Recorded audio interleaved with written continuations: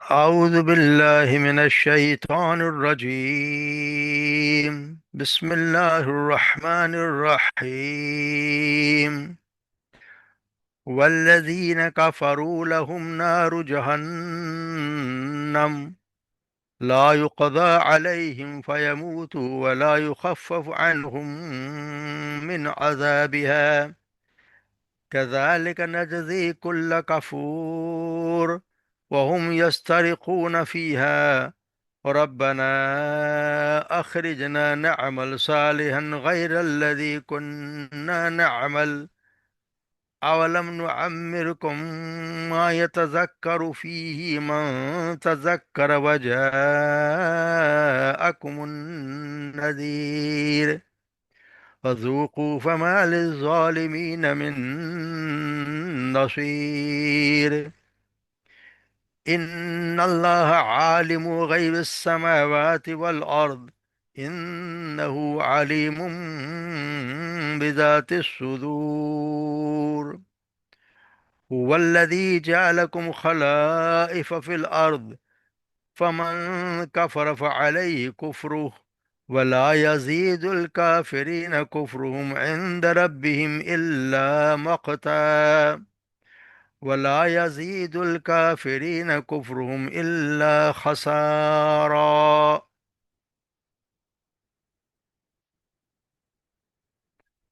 والذین کفروا، وہ لوگ جنہوں نے کفر کیا، لہم ان کے لیے ہے نار جہنم، جہنم کی آگ، لا یقضى علیہم، نہ تو اس پر فیصلہ کیا جائے گا ان پر، یا فیموتو کہ وہ مر جائیں، ولا یخفف عنہم، اور نہ ہی تخفیف کی جائے گی عنہم ان سے، من عذاب، اس کے عذاب کی، کذالک اسی طرح، نجزی ہم بدلہ دیتے ہیں، کل کفور ہر ناشکرے کو، ہر ناشکرے کو ہم اسی طرح بدلہ دیتے ہیں، وہم یسترخون، اور وہ یسترخون، وہ چیخیں گے، چیخے چلائیں گے، فیہا اس میں، ربنا، اور یہ اللہ یہ دعا کریں یا کہیں گے، ربنا اے ہمارے رب، اخرجنا تو نکال ہمیں، نعمل صالحا ہم نیک اعمال کریں گے، غیر الذی کننا نعمل ان سے مختلف جو ہم کیا کرتے تھے، اولم کیا نہیں، نعمرکم ہم نے عمر دی تھی، یعنی تمہیں اتنی عمر نہیں دی تھی، ما یتذکر فیہ جس میں کوئی نصیحت حاصل کر لیتا، فیہ اس میں، من تذکر جو نصیحت حاصل کرنا چاہتا، وجاءکم النذیر اور آئے تمہارے پاس، اور آئے تمہارے پاس ڈرانے والا بھی آیا، فذوقوا پچکھو، بما فما للظالمین من نصیر، یعنی بس تم مزہ چکھو اور نہیں ہے ظالموں کے لیے کوئی مددگار، ان اللہ بے شک اللہ، عالم الغیب السماوات والارض، وہ جاننے والا ہے پوشیدہ آسمانوں اور زمین کا، یعنی پوشیدہ کی باتوں کا جاننے والا ہے آسمان اور زمین کا، انہ علیم بذات الصدور، اور بے شک وہ خوب باخبر ہے یا جاننے والا ہے، بذات جو سینے کی باتوں کا بھی وہ جاننے والا ہے، والذی جعلکم وہی ہے جس نے بنایا تمہیں، خلائف فی الارض زمین میں جانشین، یا ایک دوسرے کا خلیفہ، فمن کفر فعلیہ کفر، پر جس نے کفر کیا، جس نے ناشکری کی، فعلیہ کفر، اس کی ناشکری کا وبال اسی پہ ہے، ولا یزید الکافرین، اور نہیں اضافہ کرتی کافروں کو، کفرم ان کا کفر میں، کفر ان ربہم ان کے رب کے پاس، الا مقتا مگر اس کی ناراضگی، اس کی سختی، اس کی ناراضگی اس کو اضافہ کرتی ہے اللہ کے یہاں سے، ولا یزید الکافرین، اور نہیں بڑھتی، نہیں ہو زیادہ کر کافروں کا کفر، ان کا کفر زیادہ نہیں بڑھتا، الا مگر یہ کہ خسارہ، یعنی کہ خسارہ میں ہی وہ رہتے ہیں۔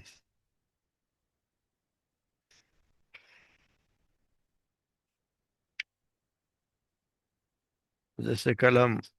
پڑھا ہے کہ بات ہو رہی تھی ان لوگوں کی جو، جن کو اللہ تبارک و تعالیٰ نے خاص طور سے اپنی کتاب کا وارث چن لیا، یعنی وہ مسلمان، یا پھر ان میں سے وہ لوگ جو سبقت لے جانے والے، ان کی پہلے بات ہو رہی تھی، ان کو اللہ تبارک و تعالیٰ نے کہ کیسی کیسی جنتوں میں اللہ تبارک و تعالیٰ رکھیں گے، جن کے نیچے نہریں بہتی ہوں گی، وہاں پہ ان کو कहने पहनाए जाएंगे, रेशम का लिबास होगा, फिर ना कोई काम करना पड़ेगा, ना कोई थकावट होगी, ना कोई तकलीफ होगी, ना कोई बीमारी होगी।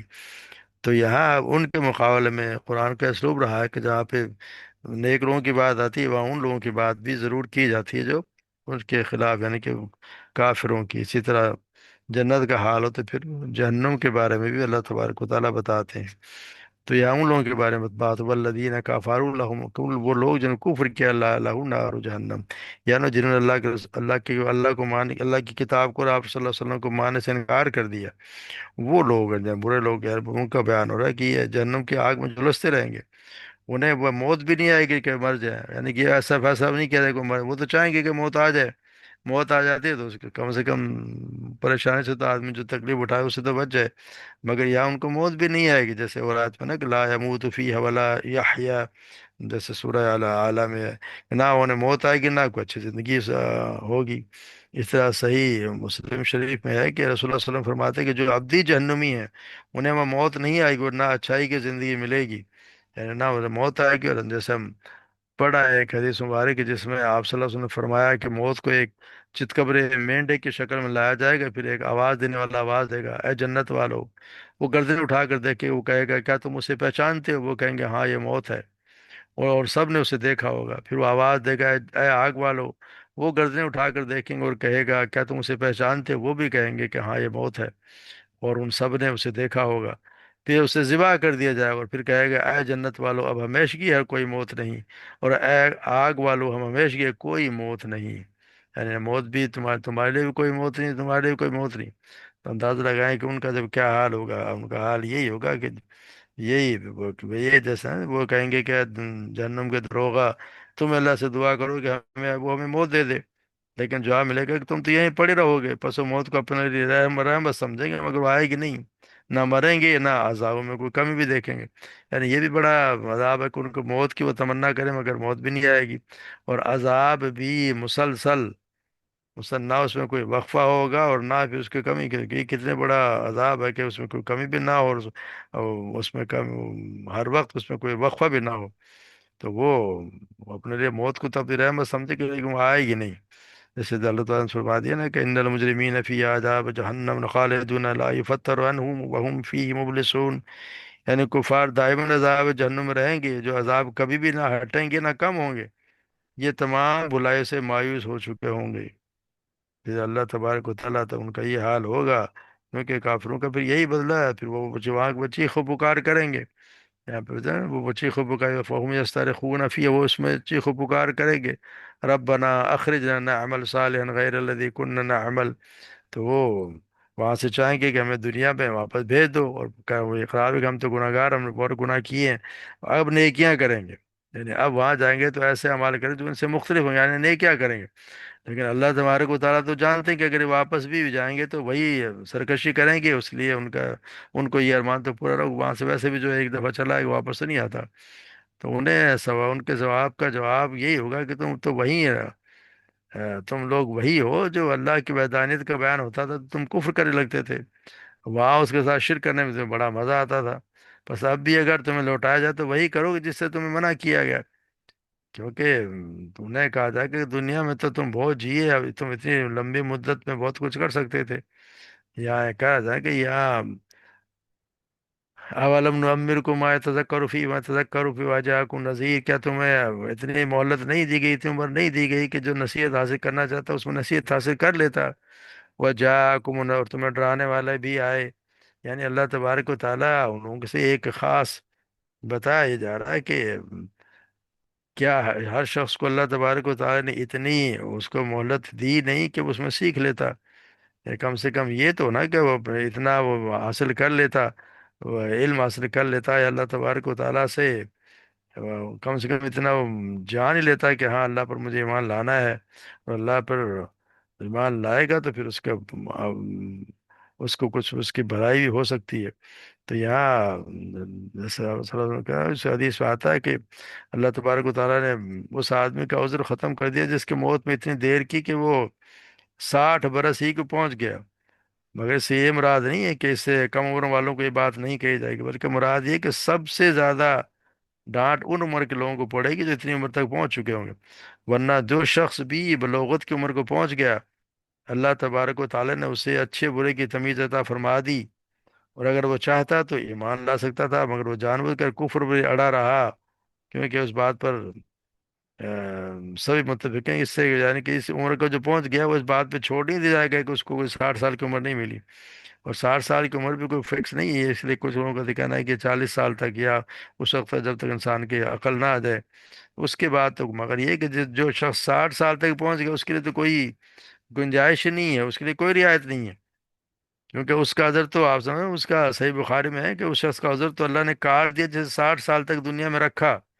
یعنی جو شخص 60 سال کی عمر تک پہنچ گیا اور پھر بھی اگر وہ برائی میں پڑا رہا ہے تو پھر تو اس کا کوئی عذر ہے ہی نہیں، کیونکہ اللہ تبارک و تعالیٰ تو اتنے عمر میں ہے تو جو چاہتا تو بہت کچھ، اس لیے کم سے کم انسان کو اللہ اس کو تو اگر توفیق دے دے تو 40 سال کے بعد جس کو آ گیا سیدھا ہو گیا، تو یہ بھی اللہ کا بہت بڑا کرم ہے کہ آخر آخری عمر میں بھی آ کے وہ سچ کو پہچان گیا اور حق پہ چل گیا، اور برائیوں کو چھوڑ دیا، کیونکہ اگر وہ بوڑھا ہو کے بھی اگر اس زیادہ گناہ کرتا رہا تو پھر تو اس کو تو پھر تو اس کو سزا ملنی ہی چاہیے، تو پھر اللہ تبارک و تعالیٰ خیر کہ یہ بھی کہ اتنے تمہیں عمر بھی دی، اور پھر ہم نے تمہارے ساتھ تم پہ ایک نذیر جاکون تمہیں ڈرانے والے بھی بھیجے، تو ڈرانے والے سے مراد ایک تو خود انسان کے بھی ہے، ویسے تو یہ ڈرانے والے سے یہاں مراد آپ صلی اللہ علیہ وسلم ہی ہے، یعنی کہ ہر وہ پھر آپ کے بعد ہر وہ شخص ہے جس کے ذریعے سے کسی کو حق کا پیغام پہنچ جائے، یا پہلے کی امت میں جو بھی رسول آئے وہ ڈرانے والا ہی ہے، اللہ تبارک و تعالیٰ نے بھیجا نذور، کیونکہ نذیر کا لفظ عام ہے، جس میں رسول بھی آتے ہیں، اس کے نائب کے علاوہ وقت وقت پیش آنے والے جو حوادث ہیں، حادثات ہیں، وہ بھی نذیر ہی ہیں، اس کے ڈرنے کے لیے کافی ہیں، قوموں کے واقعات دیکھتا ہے وہ بھی اس کے ڈرنے کے لیے کافی ہوتے ہیں، سفید بال جو آ جاتے ہیں ان کو بھی لوگ اس کو بھی نذیر کہا جاتا ہے کہ یہ بھی ایک نشانی ہے، یا پھر اپنے بچوں کے بھی اولاد ہو جائے تو وہ بھی ایک نشانی ہے کہ بس اب تمہارا چل چلا ہو گیا، تو ویسے تو کسی وقت بھی موت آ سکتی ہے، لیکن یہ اللہ تبارک و تعالیٰ نشانیاں بھیجتا ہے اور ڈرانے والا بھیجتا ہے کہ ابھی بھی انسان عقل حاصل کر لے، وہ ابھی بھی ذرا عبرت دیکھ لے، اپنے آپ کو سیدھا کر لے، تو یہ جو نذیر آپ اور کسی، کیونکہ اللہ تبارک و تعالیٰ کا یہ تو اصول ہے کہ کسی بھی قوم میں جب تک وہ نذیر ڈرانے والا نہ بھیجے اسے تو کسی اور قوم کو سزا دیتا نہیں، اس کو تو ہر حال میں سزا اسی کو دیتا ہے جب قوم کو ڈرانے والا بھیج دیا، اس کو سمجھانے والا آ گیا، اور سمجھانے کے باوجود بھی اگر کوئی ماننے کو لیے تیار نہ ہو تو پھر تو اس کو کوئی حال ہی نہیں کہ اس کو ہر حال میں پھر اس کو تو سزا ہی ملنی ہے، کیونکہ اللہ تبارک و تعالیٰ یہ فرما رہے ہیں کہ جب آ گیا ڈرانے والا آ گیا، اس ہر بات تم پہ واضح کر دی، قرآن آ گیا، رسول آ گئے، انہوں نے ہر چیز کو کھول کے بیان کر دیا، پھر بھی اگر شخص کو نہیں مان رہا تو پھر اس کو پھر خود ہی وہ ذمہ دار ہے، پھر اب وہ کہتے ہیں فرما رہے ہیں، پھر جو بھی ایمان نہیں لاتا تو پھر وہ خود ذمہ دار ہے، اذوقوا فما للظالمین من، پھر تم پھر یہ کہا تم پہ عذاب کا مزہ چکھو، ظالم جو ہے تمہارا کوئی میاں مددگار نہیں ہے، تم ظالم کا مزہ چکھو، پھر اللہ رب ان اللہ عالم غیب السماوات والارض، اور اللہ تعالیٰ اللہ ہی بے شک اللہ جاننے والا ہے آسمان کی پوشیدہ باتیں اور زمین کی بھی، کیونکہ وہی علیم الغیب، وہی باتوں کے سینوں کے بھیدوں کو جاننے والا ہے، اور وہ ہر چیز سے باخبر ہے، یعنی اس اللہ سے کوئی چیز چھپی ہوئی نہیں ہے، تم جو کچھ بھی کرتے ہو تم یہ سمجھو کہ جو کچھ کر لیں گے اللہ کو پتہ نہیں چلے گا، ایسا نہیں، اللہ تبارک و تعالیٰ جو تم ہر کام کرو گے اللہ تو جانتا ہے، بلکہ وہ تو تمہارے سینوں کے بھید تک بھی جانتا ہے، اللہ تبارک و تعالیٰ جو ہمارے دلوں میں جو سوچ ہے اس کو بھی اللہ تبارک و تعالیٰ جانتے ہیں، پھر ہم بھائی هو الذی جعلکم خلائف فی الارض، اللہ تبارک و تعالیٰ نے وہی ذات جس نے تمہیں خلیفہ بنایا فی الارض، اس کے دو مطلب ہیں، یا ایک تو یہ کہ اس نے پچھلی نسلوں اور قوموں کے گزر جانے کے بعد اب تم کو ان کی جگہ اب اپنے زمین میں بسایا، تو یہ بھی خلافت ہو گئی کہ ایک قوم گئی اس کی جگہ ہم آ گئے، ہمارے پہلے چلے گئے، ہم ان کے جانشین بن گئے، دوسرا یہ مطلب ہے کہ اس نے جو زمین میں تمہیں تصرف کے جو اختیارات دیے ہیں وہ اس حیثیت سے نہیں ہے کہ تم ان چیزوں کے مالک بن گئے ہو، بلکہ اس حیثیت ہے کہ تم اصل مالک کے خلیفہ ہو، اصل مالک تو اللہ ہے، مگر تمہیں بھی اللہ تبارک و تعالیٰ وقتی طور پر یہ چیزیں دی ہیں